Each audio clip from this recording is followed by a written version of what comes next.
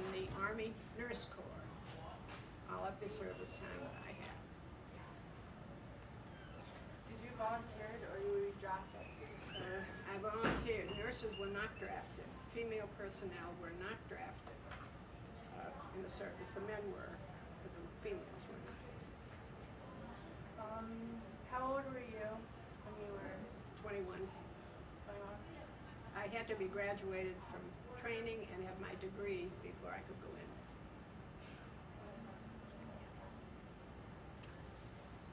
What was your daily schedule like on the day you weren't working, like nursing? The day when we weren't working.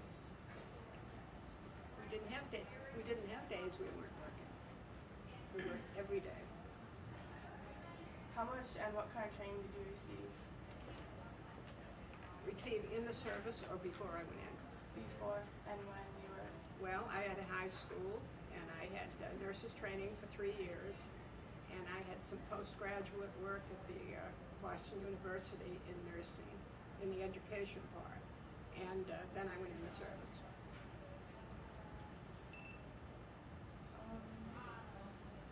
How did the war change your life? In a big way. I met someone and I got married. Not him. But no, when I came home, I worked for a short time because I was planning to be married.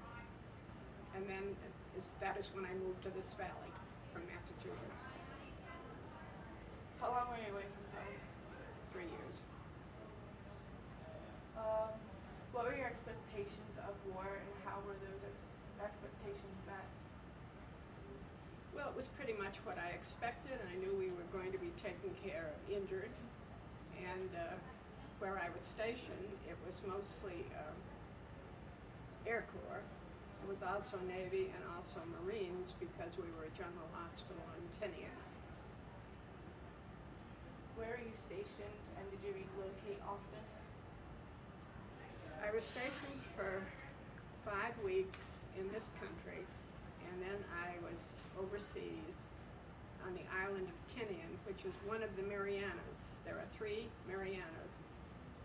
Tinian is where the atomic bomb left from. And I was there until the war was over, and then I relocated onto Guam, and then I was rotated home. Did you keep a journal or a diary? I didn't hear you. Did you keep a journal or a diary? No. I had lots of pictures and things like that of the whole experience, but I turned them over to a friend who collects World War II memorabilia, my uniforms and everything else. What was your most memorable experience? I was looking at. I think probably the most memorable is when those flyers came back after going up over the Empire and dropping the atomic bomb. There were 2 of them, and both of them, after that drop, they came back to our area, and we were able to converse with them and talk about it, because before they went up, nobody knew about it. And that was the most interesting, to see what their reaction was. And this that I brought that I thought you might like to look at sometime tells the reaction of the man who went up on both missions to drop the bomb.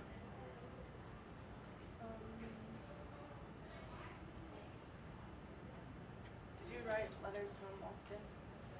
I tried to when we had time. I wrote religiously every week. But see, it was rather hard to do that because you couldn't tell anything about what you were doing over there. You know, hello, I'm here. That was about it. Yes. You couldn't tell anything about what you were doing. Have you kept in touch with those you served with? I did for a number of years, but to tell you the truth, at my age, there aren't too many left. And they're all up around Massachusetts, if they are left. Did you have any members of your family serve? Members of my family that served, yes. My mother was in the First World War. She was in what we called in the Second World War the waves. And my brother was in after the war, because he was 8 years younger than I. but that's all in the family. What regiment were you in? It isn't a regiment. No, it's the Army Nurse Corps.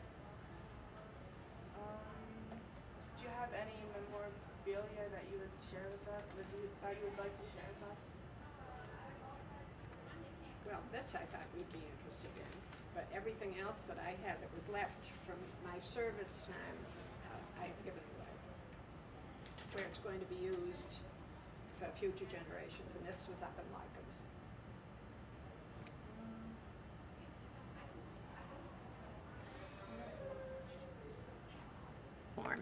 That you wore. These are the Medusa that the all medical officers wore, and at that time I was a first lieutenant. This is the uniform that you wore when you were out of the country, because these are the barracks where you worked, and it had your insignia, and it was a seersucker uniform that you could wash, and what we did mostly was put them out on the line when it rained, because we had a lot of rain over there. But that, I thought that would be interesting. And this here is,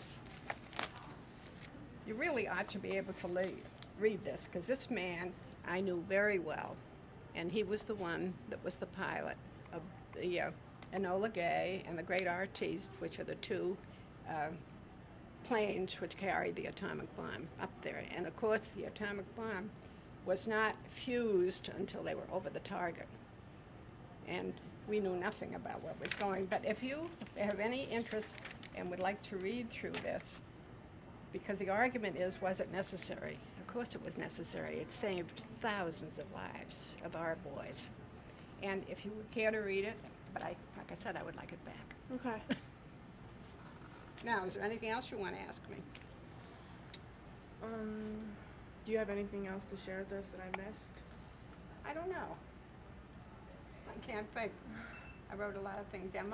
Like I said, most of my time was overseas, and as far as serving in the country. Before I went into the Army, I spent 3 months in a Navy hospital doing private duty, and that's when I decided I wanted to go in the Army because I wanted to go overseas. And Navy nurses did not go overseas. Okay. Thank you for your time. Thank you for your time. You're welcome.